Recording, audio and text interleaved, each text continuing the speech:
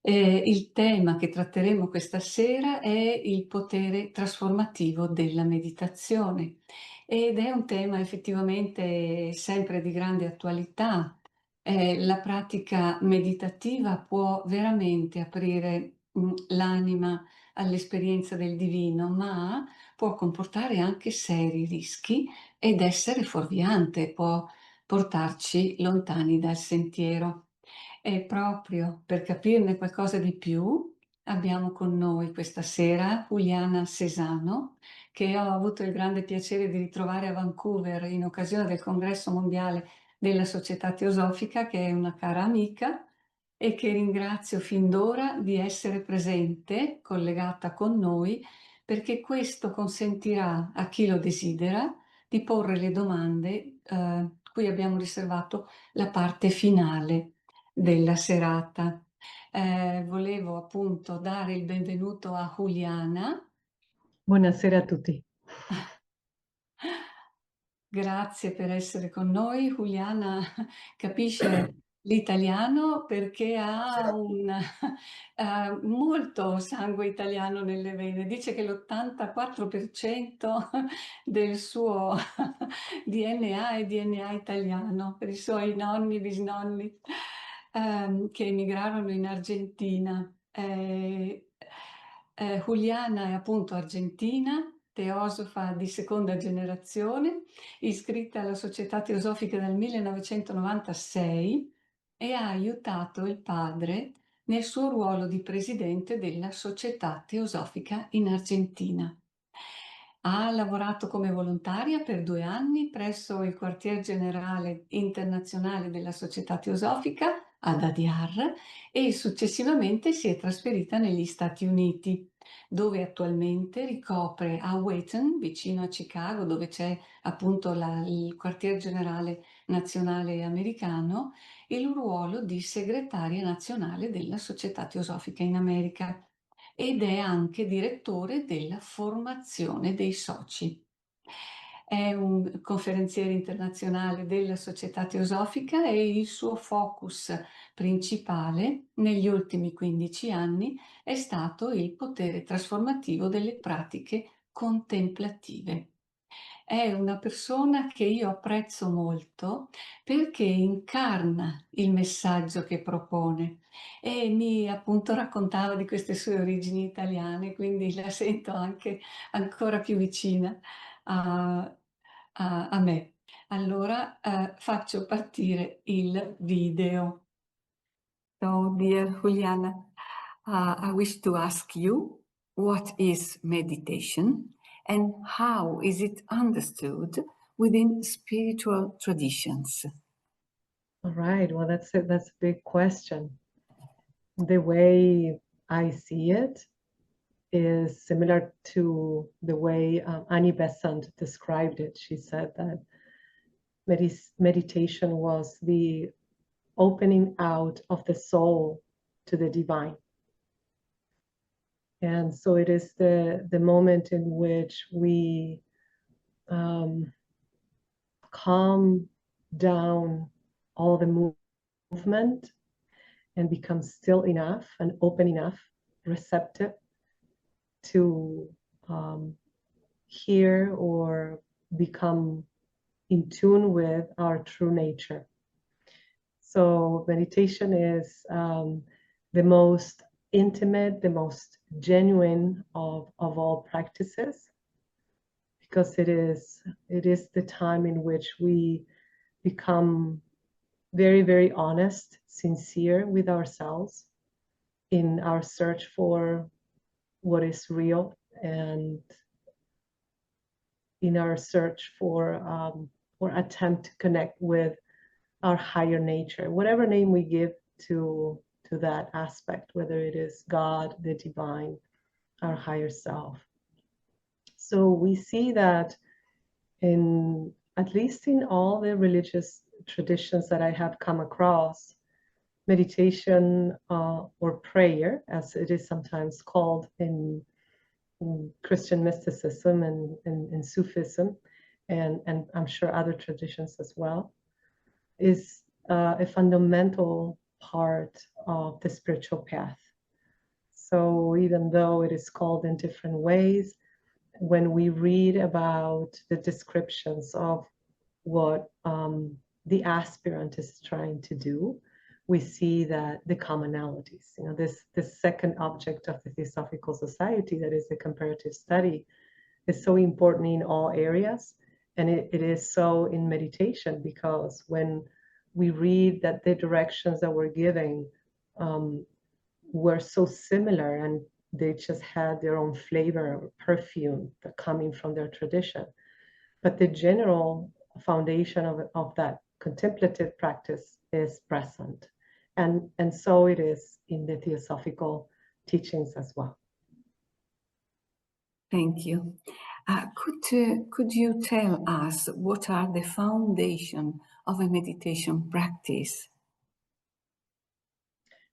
So we can talk about two aspects of the foundation. One of them is the foundation of a meditation practice as part of a spiritual life. So for that, for example, some traditions spoke of three distinctive stages in the unfoldment. And there is a preliminary part that is always of purification of the mind, the emotions, the intentions, the body. And as we begin to align our lives with this search for truth, for what is real, to become, it's the attempt of the drop, becoming one with the ocean.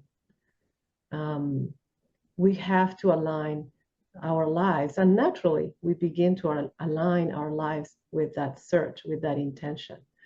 So there is a process of purification, then sometimes called illumination, as the moment in which we begin to establish a connection with the divine. And then eventually that would lead us to a state of union. So we see that in the mystical, that similar description and requirement in all mystical traditions. And we also see it in the theosophical teachings, as we see it in the Yoga Sutras of Patanjali, for example.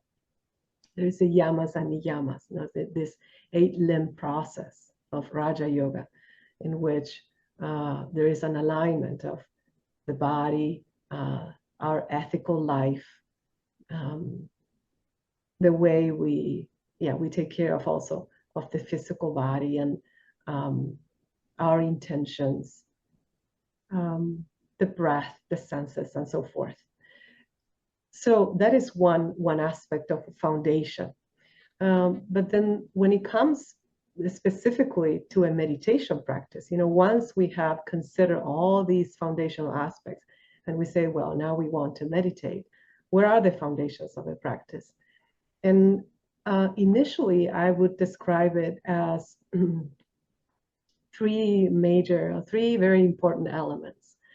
The first one, to leave the past behind, which implies everything, who we think we are, all the experiences that we have had, all the attachments that we have, all the expectations, which are usually all connected with the personal self, the self that wants something for itself, the conditioned self. And once we leave that behind, in mystical Christianity, they talk about this cloud of forgetting. We put in the cloud of forgetting all these elements that are not of God. So it's a cleansing. The Sufis would say the cleansing of the sweeping the floor of the heart before we sit in prayer. And the second aspect is relaxation. That is not just of the body, relaxation of the emotions and the mind. It is a profound sense of ease, of being held and nurtured and loved. And in that quiet stillness, then we can begin a practice, which takes us to the third preliminary stage of meditation, which is concentration. Before we even arrive into a meditation state, these three elements are foundational. So concentration is the undivided attention into one object, the object of meditation. So the task is to remain present in that object of concentration until we begin to step into the stage of meditation. Could you please tell us why the purification step is so neglected? That is a great question. My impression of it is that we like the easy results and the experiences and the excitement by nature, and we don't always realize that the spiritual path means going against the current. It's going against the current that we were going into. And purification requires renunciation, and it's hard to renounce. It is more exciting to just sit into and do a practice and think that we're achieving something, that we're going to be special for some reason. But it's a lot less interesting to renounce and much more difficult.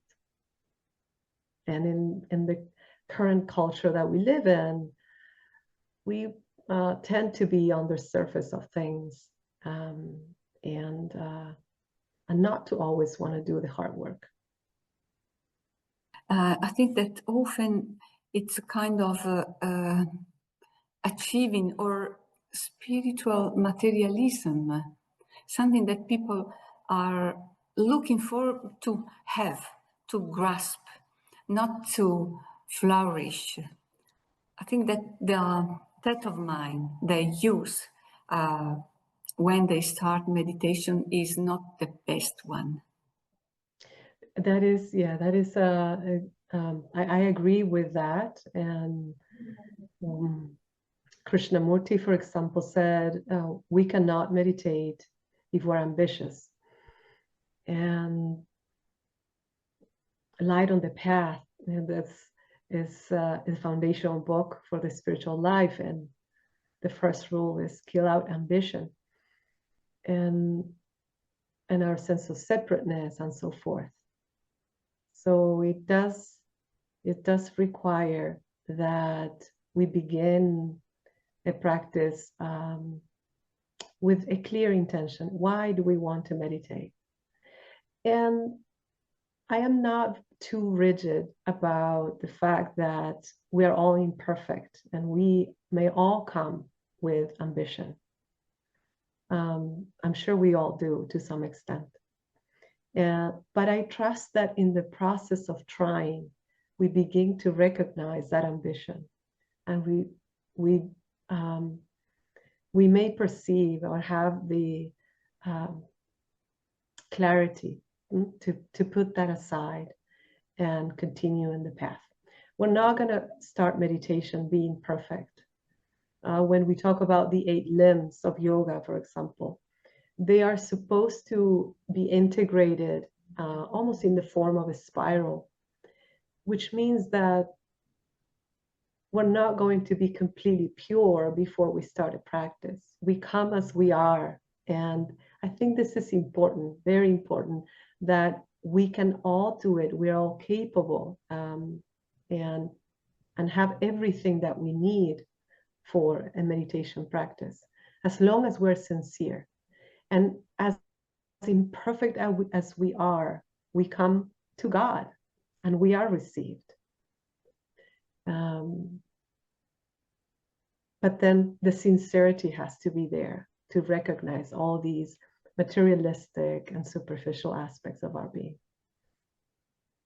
People ask quite often, how is theosophical meditation? Yes. Well, even though we don't offer one practice as or two or three practices as the official meditation practices, because we don't have anything official within the Theosophical Society. There is the freedom of practicing our own prayer meditation of our own tradition. However, the Theosophical teachings are full of suggestions and recommendations on how to meditate, not only directly, but also indirectly. So directly we have H.P. Blavatsky left a diagram of meditation. Jeffrey Hodson wrote extensively about different practices. Vander Loo, at the end of his little book,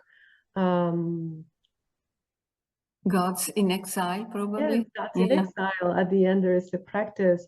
Dora Kuhn's dedicated much of her study into the meditation practices. Annie Besant, C.W. Leadbeater, Taimni with the Yoga Sutra. So we have so much material. What sometimes is what I think is lacking is putting together a few methods so people can have a certain guidance. And actually, Pablo Sender has made an effort in that direction and created this site that is called Zen Theosophy, where he collected quotes and put together techniques. But there's more to be done. What I want to share is that what are the main theosophical tenets? And we can name a few. The unity of all life, the understanding of the human constitution, that we're not the body, the emotions, or the mind, or the thoughts, that the heart is the center of the spiritual consciousness. We talk about extensively of spiritual concepts and the development of virtues. And as I mentioned, we also have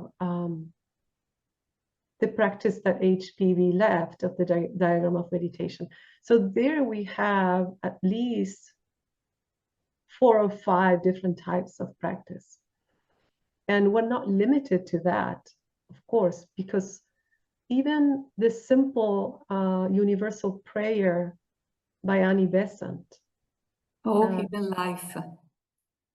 The life, the hidden life in every atom, the hidden light in every creature, the hidden love embracing all in oneness, that in itself could be a meditation practice. And trying to conceive, because at the end of the day, these are all pointers toward a reality, something that is completely alive right now, that is true, and that is right here with us. Meditation is just the window that opens in that direction. So these pointers that we were left are guidance for us to become closer to what is real. And I think that so for example, we have meditations on perceiving, trying to conceive the unity of all life. We have meditations in the heart to become receptive to the wisdom and the love of the guidance of the spiritual consciousness, which in theosophical terms we call Buddhi, but it's also the heart is the seat of the inner teacher, the outer teacher, and the divine, Brahma itself. So and there we have another practice. With the virtues and the spiritual concepts, there are endless practices. We can meditate on embodying certain virtues, or trying to conceive, like HPV says in the diagram of meditation, all space and time. First, conceive of unity by expansion in space and infinite in time. So these are all invitations toward a reality that others were able to perceive, and we haven't yet. So there we have quite a few already, quite a few practices.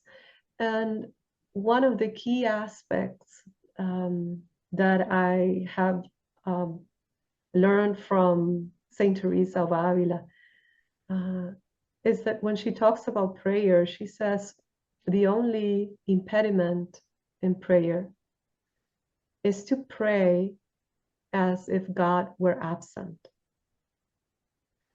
And to me, that is a foundational element of any practice. If for a meditation practice or for a prayer to be real, genuine, and effective, we have to realize that these things that we're trying to perceive are more real than ourselves and are here right now with us. That this is a way of experiencing our inner nature, the highest inner nature. So as soon as you experiment this state, you are looking for it as soon as possible. I think that I can relate to that very much. Once we have had a little taste of what meditation brings into our lives, we begin to align our lives with that sacredness. That's why for me, meditation is such an irreplaceable tool, because it has been my own experience that once there is a certain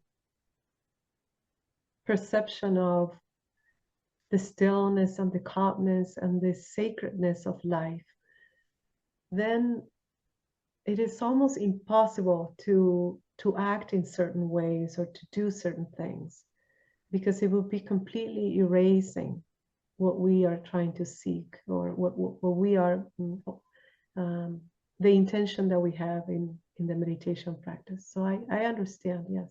That's probably why some people who are trying to go deeper into themselves, they abstain to meet people. They try to live in a way that they don't meet too much persons. So they need space. They need silence. Yes, silence becomes like water for the body. Yeah. Silence for the soul. Yes.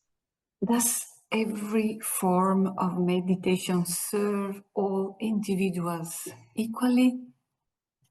It has been my experience that it doesn't, that for each person there is a better way. We all come with different inner temperaments. Some people are more at ease and more, they find themselves at home in the intellect. Others, I mean, they have predominantly one characteristic that is stronger than the others. Others feel devotion is stronger. And for others, service is stronger. Eventually, all the qualities have to be developed. But I have observed that when a meditation practice is aligned with the most predominant inner temperament of a person, there is more response at the knocking. There's also an easiness of the person finds easier to sit every day for a practice, because it's something that they look forward to. And instead of feeling that is something that is some resistance, or that it requires an effort, or they feel foreign to it, if it doesn't resonate with us, it will never be genuine. If, for example, I ask you to repeat a prayer that you don't understand, it will be completely meaningless to you. But if you use the words or the images that resonate with your temperament, then it will be genuine, it will be real, it will be sincere. So once we have explored our own type of meditation, for example, in yoga we see these three different temperaments as the jnani, the bhakti, and the karma yogis. So all the devotional meditations are related to love and compassion and kindness, tenderness, and this could be through the image of whatever evokes that feeling in our heart or invokes that feeling in our heart. So it could be someone we love, or just the tenderness of a small creature, and just contemplating that. It could be person who has been a teacher or a mentor, or it could be even master of wisdom, or a bodhisattva of compassion, or the Buddha or the Christ, and so forth. And when it comes to more of the jnani type of meditations, we can try to conceive. So this is the important part. What varies in these different meditations is just the object of concentration. Everything else will remain the same. So of the three aspects that I spoke at the beginning, the leaving behind the past, the relaxation, and the concentration, they remain the same.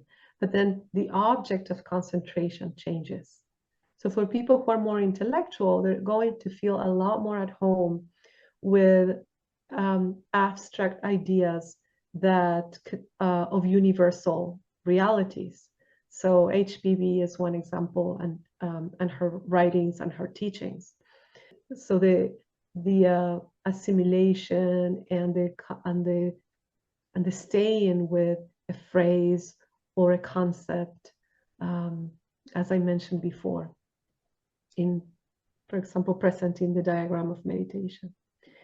And then for people who are more service oriented, they usually say that they cannot sit in meditation. And so one practice that can be very helpful is to try to remember the divine as we do whatever it is that we're doing, as we serve, and to offer that service. It's a kind of mindfulness of what during the day in every action they do. Yes, exactly, yes. It's a kind of mindfulness. And also it could be offering all that service for the well-being of the whole, offering that service to the divine. And it also comes to mind from other mystical traditions, the constant remembrance in the heart. So even as we cook a meal, as we do things that we don't like doing, for example, but we're doing for others, we can always come back to the presence that is constantly watching and witnessing life. It's beautiful. When you talk about these kinds of meditation practices, you are glowing. Yes, this is my favorite subject. I see, I can see it. What about the devotee meditation, bhakti yoga meditation? What about them? First of all, looking into the bhakti tradition, usually chanting is used. Sometimes movement is used, and it is this calling within to this universal love. But as I mentioned before, it could be anything that evokes love in us, and sustaining that feeling of love during the meditation practice. So the object is not a thought, it is a feeling. However, an image can evoke that feeling within us. So if we use the image of someone we love or someone who loved us unconditionally, that feeling will begin to burn in our hearts. And when we sometimes evoke the image of a teacher, that feeling begins to burn. So it's like creating this little fire within the heart that becomes bigger and bigger and bigger and bigger. And then when it's big, we can project it into others, into all beings. And also, like a teacher says, eventually you can throw into that fire the wet log, the wet wood. And the wet wood is usually ourselves, because we are the hardest person to love. Like it is hard to love ourselves. That's very true. We usually are judging and punishing ourselves in thousands of ways. So we all probably need this kind of practice. Yes, I have found that the devotional practice is very tremendously helpful. And it is something that sometimes we don't consider, that staying with a feeling will have an effect. But this has a theosophical foundation. Vibration of thought and emotion is in our emotional and mental bodies can be shifted by as we invoke a higher vibration in thought and emotion. So it has a scientific, so to speak, theosophical foundation. Well, are there any risks or precautions to consider with meditation? As far as I can tell, there are first the risks of ambition, as we mentioned, the risks of self-centeredness, the wanting of experience that is tangible. When we are told all over again and again that what comes in meditation may not be something we can perceive, and meditation may be doing a tremendous, generating a tremendous change in our nature without us fully noticing. So it's not about experience.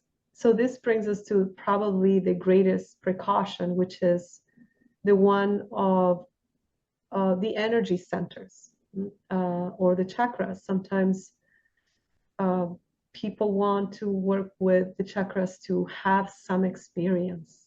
But as we mentioned, without the necessary purification and alignment of our whole lives with meditation practice, working with the energy centers can be harmful. So it's better to leave those alone and to let them develop naturally, because they are forced to develop by our higher nature, by the because of the light of our higher nature has been coming through more and more.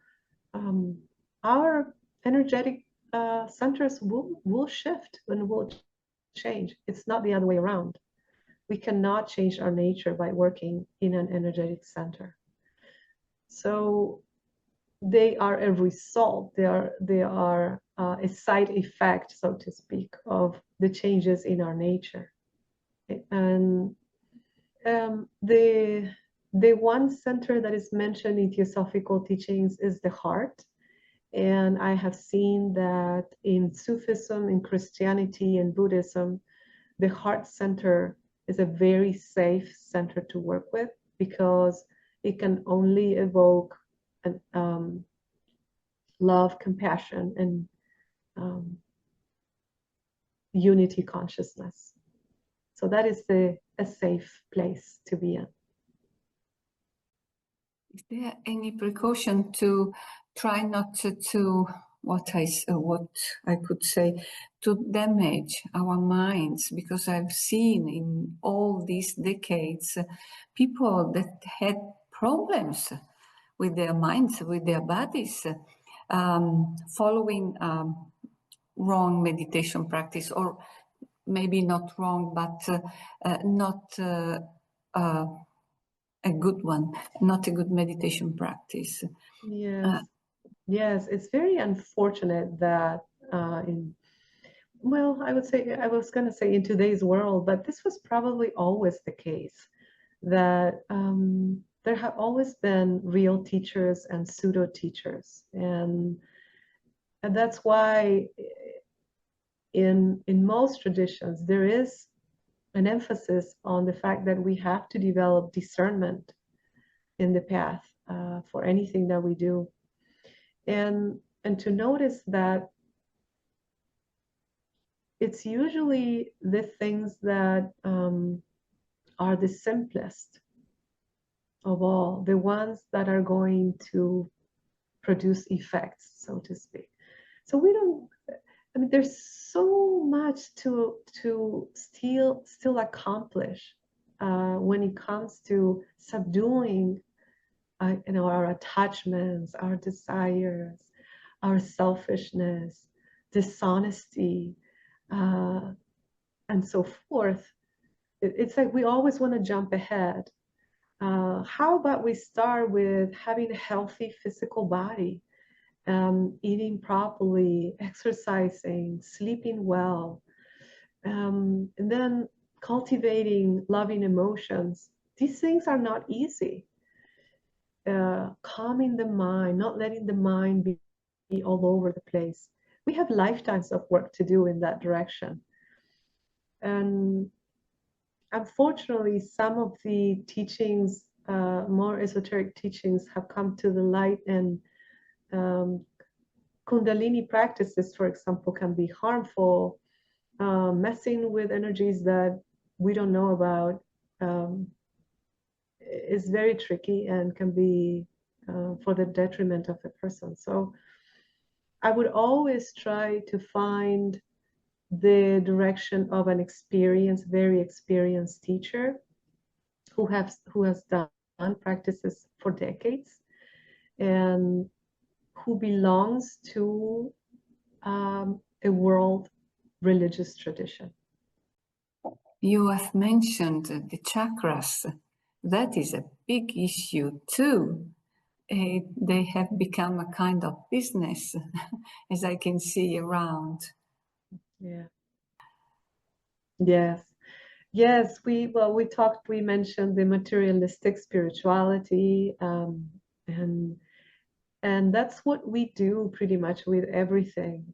The human mind in this stage, in this cycle of evolution, is very materialistic. So we take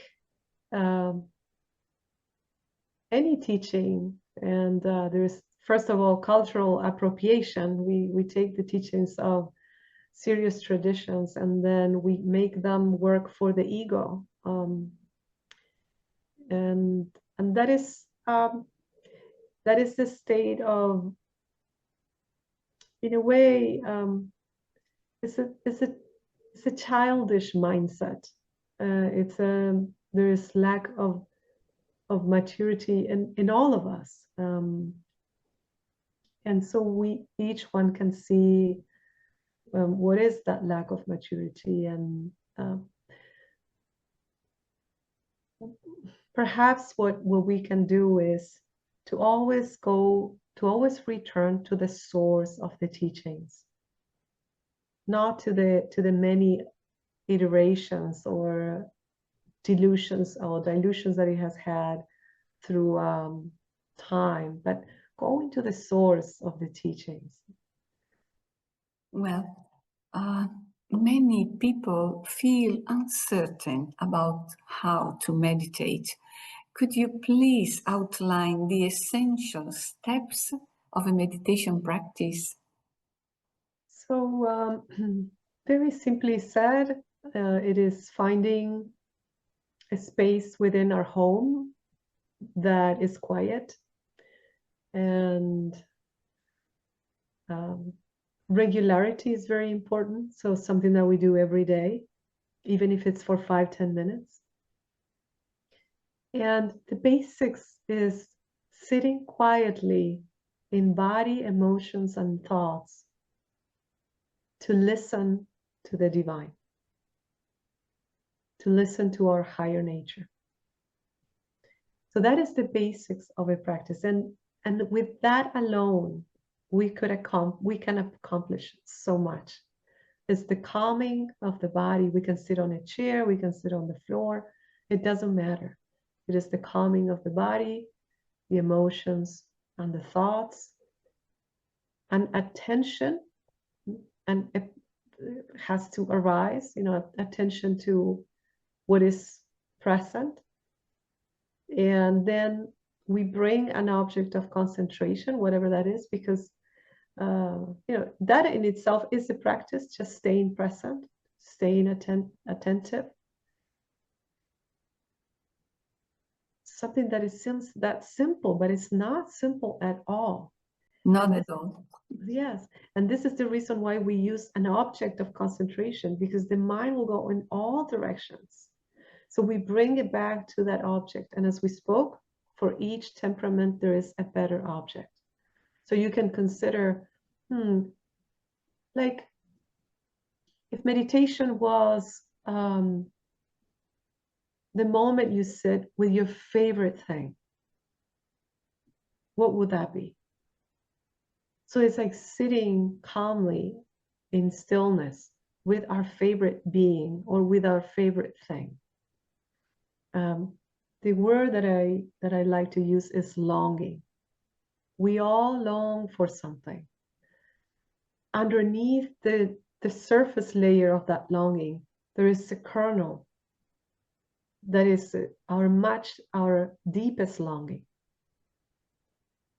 So we can summarize it as we sit, we relax, we leave the past behind, and we sit in the presence of our deepest longing.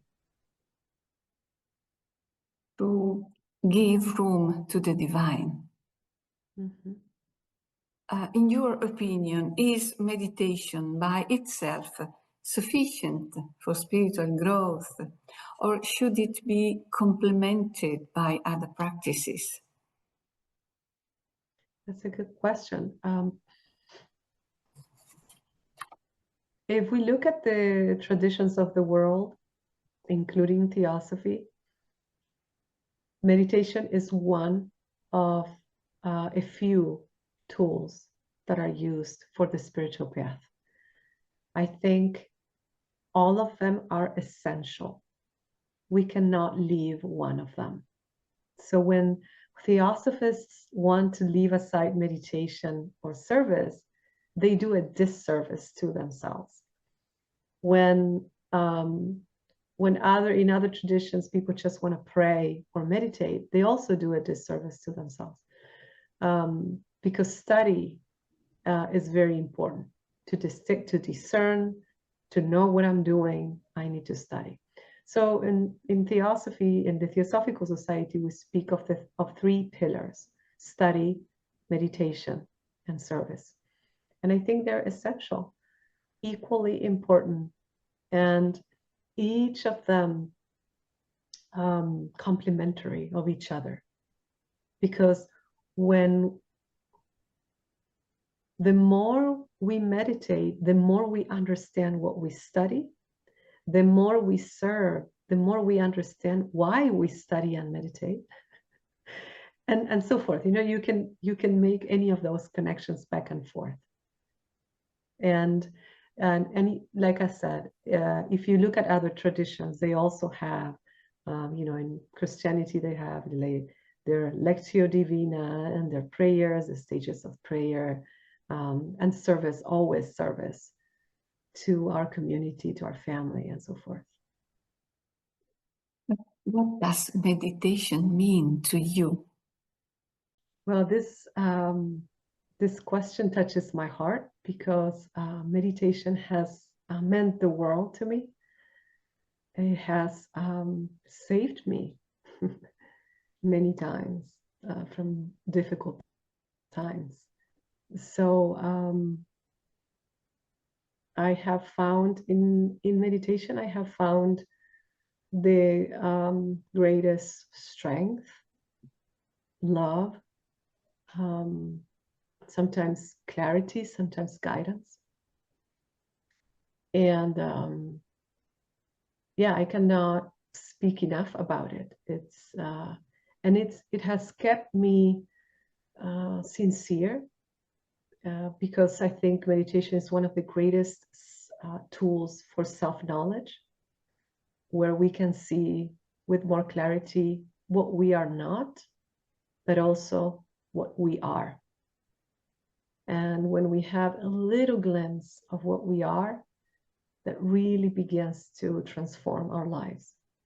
And we want, there's not just a thought, we really need to be in that presence more and more, because it is like drinking water.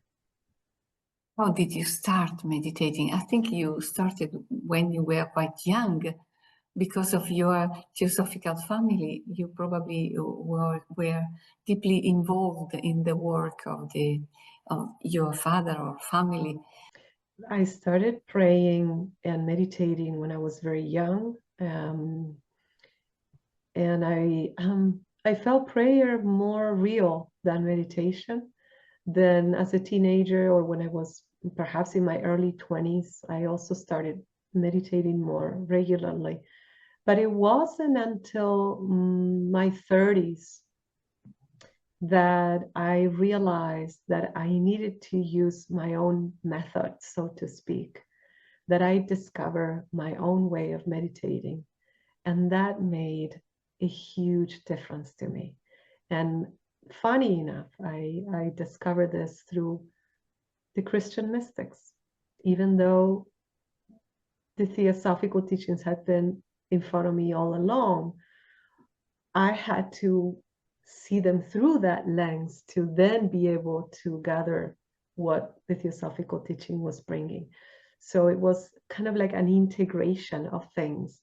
And for that reason, I've been teaching meditation, because I feel that it is very important for us to find our own, to discover our own way of meditating. So it's not so much teaching, do this, do that, but also more than anything, it is trying to discover what each person needs. And what would you like to say to people to encourage them to start? I think that it is starting the most difficult point in the practice of meditation. Yes, I would just tell them to sit for 5 minutes to consider, what do they long for? Take some time of your day to consider, what do you deeply long for? May I ask you a very personal question? Which is your favorite meditation, the one you prefer, the one you go through when you need, or when you do your practice? Yes. My meditation is usually the meditation in the heart. At some point, the image of the World Mother, the Divine Feminine, was quite clear, the guidance or the presence. And so for many years, I have used that image to stay in the heart and invoke that presence in the heart. But I also, it has evolved. Meditation evolves within us as our spiritual practice and our spiritual life also evolves. And sometimes we can only sit and be silent, and sometimes we need For example, HPB's invitation to conceive all space and time and the unity in that in that eternal space has also been one of my close practices. Can we say that meditation is what happens when we go beyond all technical practices? That's right. That's right. So all the things that we do prior have nothing to do with meditation. Meditation is a state that arises that is beyond the mind, what we conceive with thoughts and emotions. That is our challenge, our great challenge, to go beyond our, especially lower mind. Yes, yes. Well, Juliana, is there any book about meditation that could be useful, especially for beginners? But because as far as I've understood from your words, meditation is something that starts and then each one of us develops its own way. But maybe we can suggest some titles, or one or two, or what you want for beginners, maybe for just a kind of path to be thread. We really need some updated books on this subject, and hopefully that will be a task that I can dedicate some time at some point. But I mentioned this website that is called Zen Theosophy, and it has quite a lot of guidance and also guidance in not only the foundational philosophy but also the techniques from a theosophical perspective. Meditation, its practice and results by Clara Codd could be a good book. There are many articles on meditation, doing a search in theosophical sites. Reading the Yoga Sutras of Patanjali will be very helpful to understand the process. There are Ernest Wood wrote a book on concentration and an approach to meditation. Vicente Hao Chen wrote Why Meditate and Self-Discovery Through Meditation. And there are other books on meditation that could be useful. There are people also around the theosophical community who are actively offering spaces for meditation, and that can be very useful. Allora chiederei a Daniele di tradurre a Juliana la prima domanda, che è questa.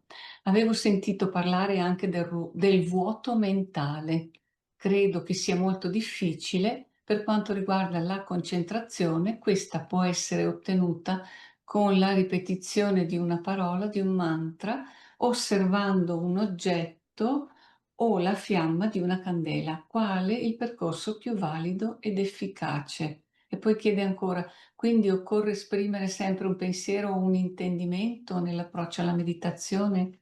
But first, I want to thank very much all of you for being here. Thank you so much to the Italian section for having me. It's really an honor to be with you. E vi ringrazio tutti di essere qui e grazie anche alla sezione italiana per avermi accolta. È un grande onore per me essere qui.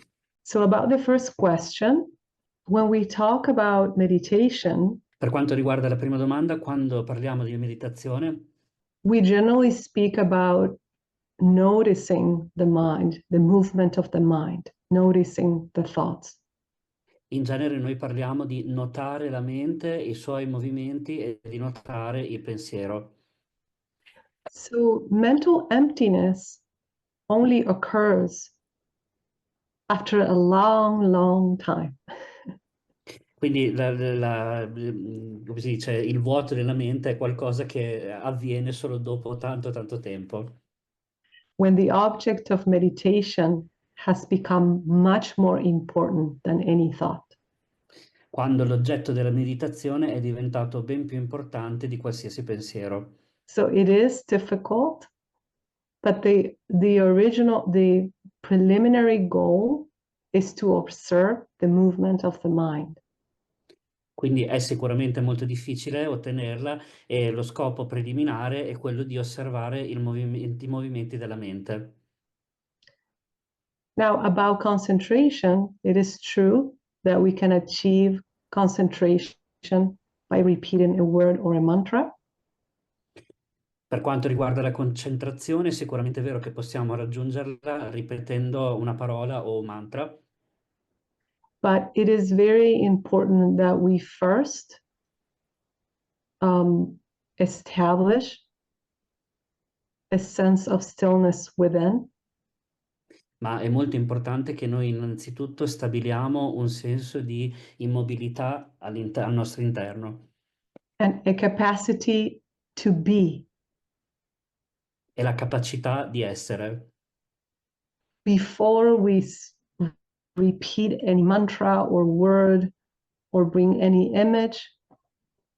Prima di ripetere un mantra o qualsiasi parola oppure di riferirci a un'immagine, It's important to develop a capacity to simply stay present.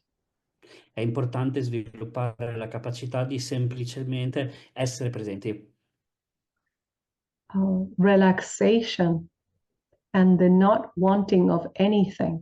Il rilassamento e il non volere nulla, non desiderare nulla sono molto importanti. So if we want to choose an object of concentration, Quindi se noi vogliamo scegliere un oggetto per la nostra meditazione, we can try first with something simple as a flame or the breath. possiamo cominciare con qualcosa di semplice, come per esempio una fiamma oppure il respiro. But we can also contemplate the beauty around us. Ma per esempio possiamo anche contemplare la bellezza intorno a noi The sense of being in this moment. e il senso di essere in questo momento, nel momento presente. Grazie Juliana, grazie per questa risposta. Io procederei ancora con le altre perché ce ne sono parecchie e quindi passo alla seconda, che è del nostro past president Antonio Girardi, il quale chiede qual è il ruolo del tempo nella sua realtà di passato, presente e futuro rispetto alle pratiche meditative. That is a very good question. It made me think.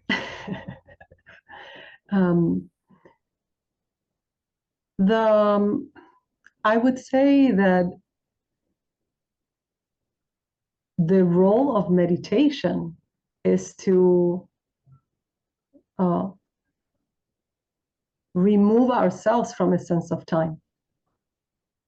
Allora, innanzitutto questa è un'ottima domanda e io direi che lo scopo della meditazione è rimuoverci dal senso del tempo To understand that time is a limitation of the mind, e di capire che il tempo è un limite della mente and opening ourselves to this ever unfolding eternal moment. e di aprirci a questo momento eterno che continuamente si apre e si manifesta di più nel presente. So there is a lot of emphasis in being present right here, right now. Quindi c'è molta enfasi sul fatto di essere presenti proprio qui e proprio ora, Because that is the first step toward the eternal. perché questo è è il primo passo per poi per andare verso l'eterno. If I'm thinking, I'm in the past or in the future. Nel momento in cui io sto pensando, mi trovo o nel passato o nel futuro. The moment there is stillness, we can begin to connect with the eternal. Nel momento in cui invece c'è la stasi, l'immobilità, allora possiamo cominciare a connetterci con l'Eterno. I also have to say, Danielle, that I offer these commentaries from the perspective of a student and not a teacher. Ci tengo anche a dire che io vi sto offrendo questi miei commenti dal punto di vista di uno studente e non di un maestro, di insegnante. Grazie. Abbiamo una domanda di Marina De Grandis, la quale chiede: c'è un aspetto della meditazione buddista che è l'accoglienza. Questo aspetto sento che è molto utile a purificare il mentale, in quanto ci si astiene dal giudicare, e chiede cosa ne pensa Juliana. I really like the approach of certain Buddhist teachers. Mi piace veramente molto l'approccio che hanno alcuni insegnanti buddisti. Thich Nhat Hanh, Ajahn Brahm, the Dalai Lama, and so forth. Thich Nhat Hanh, Ajahn Brahm e il Dalai Lama e così via. Scusate se non so ripetere tutti i nomi bene. Emma Chodron, and these are all from different branches of Buddhism. Emma Chandron e tutti questi nomi che ho fatto vengono da diversi rami del buddismo. And they all make a lot of emphasis, not only in the acceptance of all things that arise, E tutti questi non solo mettono grande enfasi nell'accogliere tutto ciò che si manifesta, insomma, che sorge, but also in holding them with compassion and tremendous kindness. ma anche di trattarli con estrema compassione e gentilezza. Thich Nhat Hanh says that, gives an image that is very helpful. Thich Nhat Hanh, per esempio, ci offre un'immagine che è di grande aiuto. And he says that we can treat every moment as we would bathe a baby Buddha. E dice che possiamo trattare qualsiasi momento come se stessimo facendo il bagno ad un Buddha bambino. So just imagine that, of having the tenderness of a precious being. Quindi immaginatevelo appunto come nell'avere la tenerezza di un essere estremamente prezioso And how you would pay attention to it. e di conseguenza come prestereste la vostra attenzione a questo essere prezioso. È una splendida immagine e credo che la porteremo tutti nel cuore. Grazie. Quindi passo alla domanda di Alfredo, il quale chiede: la tecnica meditativa più semplice che evita il coinvolgimento mentale credo sia quella della concentrazione sul respiro, vipassana. L'ideale è essere l'osservatore di se stessi in ogni momento, ovvero essere consapevoli del presente. È giusto? I would say that that is indeed one of the simplest methods. Io direi che sicuramente questo è uno dei metodi più semplici. Di nuovo Maria Petrelli dice che ha percepito un piacevole rilassamento, un dolce sentimento di gioia, soffermandosi a lungo ad osservare i piccoli fiori di un prato. Questa si può concepire come meditazione? I really love that image. È un'immagine veramente che mi piace tantissimo. Because sometimes we think that meditation has to be these big things. Perché a volte siamo portati a pensare che la meditazione debba essere questa cosa grandissima, molto voluminosa. Thank you. And instead, I think the simplicity of starting to notice all the things we do not see. E invece io penso che appunto si tratti anche di imparare proprio a cominciare a vedere tutte le cose che noi di solito non vediamo. Am I really seeing the person in front of me?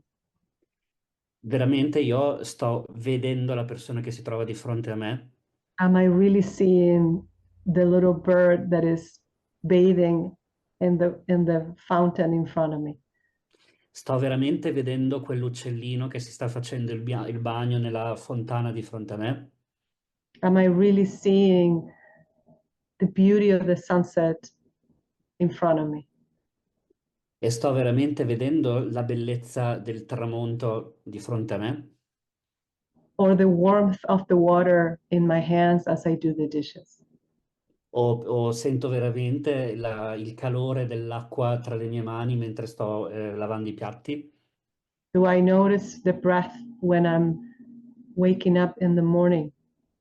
Noto il mio respiro nel momento in cui mi sveglio la mattina And I notice the sensation of the bed sheets on my skin.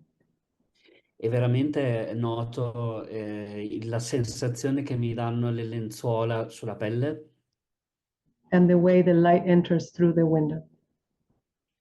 e vedo veramente il modo in cui la luce entra dalla finestra.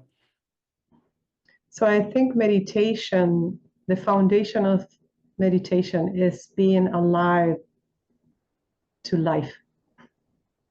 Quindi credo che le fondamenta della meditazione stiano nell'essere vivi nei confronti della vita.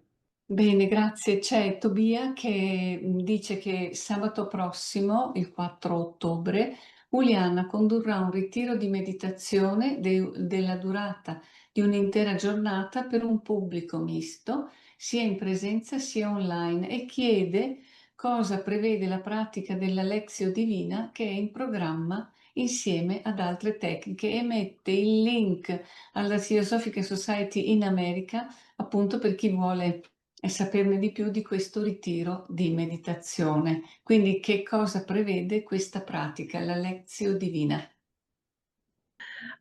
So Lectio Divina is something that was particularly used or described as such in Christian mysticism.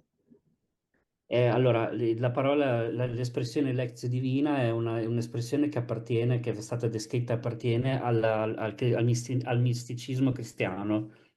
And it is a way of reading that is very slow and meditative. Ed è una pratica di lettura molto molto lenta e meditativa, Where we listen receptively as we read, nella quale noi ascoltiamo in maniera ricettiva mentre stiamo leggendo, and we let the words speak to us, and we stop and marinate and bathe in the words that stand up for us. e in cui appunto lasciamo che siano le parole a parlarci e soprattutto ci bagniamo in esse appunto per cogliere il messaggio. It is, in a way, what HPV recommended when she spoke about how to read the secret doctrine. Ed è sostanzialmente quello che il metodo che HPB, la Blavatsky raccomandava quando parlava di come si dovrebbe leggere la dottrina segreta. That it wasn't to grasp something mentally, but it was to transcend the mind. Ovvero che l'obiettivo non è quello di afferrare qualcosa cogliere qualcosa dal punto di vista mentale, ma è quello invece di trascendere la mente. Un'altra domanda di Alfredo che chiede se lo yoga di Yogananda, il Kriya Yoga, coinvolge i chakra e l'attività mentale. No, dice lo yoga di Yogananda coinvolge i chakra e l'attività mentale, quindi non l'ho sentito adatto a me. All serious traditions have a method. Tutte le tradizioni serie hanno un loro metodo.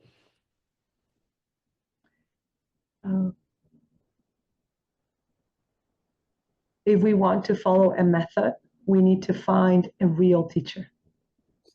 E se vogliamo seguire un metodo, dobbiamo trovare un vero maestro.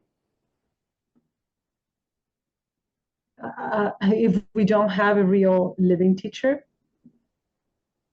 E se non abbiamo un maestro vero in vita, then we practice in the safest possible ways.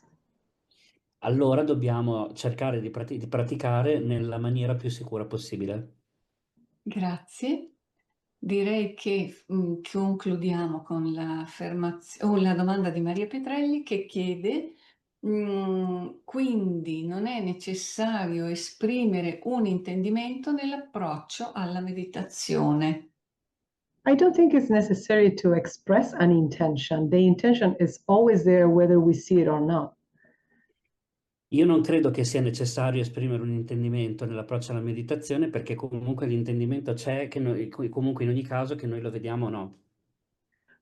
So what's important is to know what is our intention. Quindi è importante sapere qual è la nostra intenzione. So if the intention is to sit peacefully and contemplate, that's enough. Quindi se il nostro intento, la nostra intenzione è semplicemente quella di stare seduti in maniera tranquilla con un approccio meditativo, va bene quello. If the intention is to know love, that is also enough. Se invece la nostra intenzione è quella di conoscere l'amore, anche questo è abbastanza. If the intention is to accept all parts of myself and all parts of things as they are, that's good enough.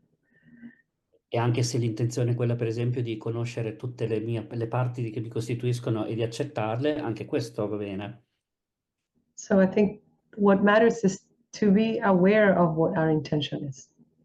Quindi credo alla fine che l'importante sia essere consapevoli di quella che è la nostra intenzione. Chiudiamo con questa. Alfredo dice che ha letto che il Buddha si è illuminato praticando solo la tecnica Vipassana, che lui ritiene la più congeniale per se stesso. Se Juliana vuole commentare. Every tradition claims to have the only technique or the best technique. Qualsiasi tradizione afferma di essere in possesso dell'unica tecnica o comunque della tecnica migliore. And we have to follow the one that resonates with us. E noi quello che noi dobbiamo fare è seguire la tradizione che risuona dentro di noi. And a method, a technique is just a finger pointing. E possiamo dire che un metodo o una tecnica siano semplicemente un dito che indica Toward what is real, verso ciò che è reale, but it's never what is real. ma di fatto non è mai quello che è veramente reale. So if we think that a technique is the best, we follow that one. Quindi se noi sentiamo che una tecnica è la migliore, se è quello che noi sentiamo, allora seguiremo quella. Always contemplating everything else that I mentioned before. Sempre comunque contemplando tutto il resto di ciò che ho detto precedentemente, prima. Bene, allora la nostra serata si chiude.